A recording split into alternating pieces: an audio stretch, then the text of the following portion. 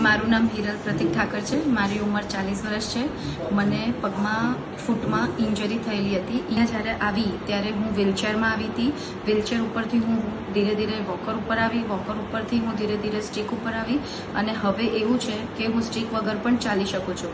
અને એમાં મને ફૂલ સપોર્ટ કરવામાં ડૉક્ટર કૈલાશીની બહુ જ મહેનત છે.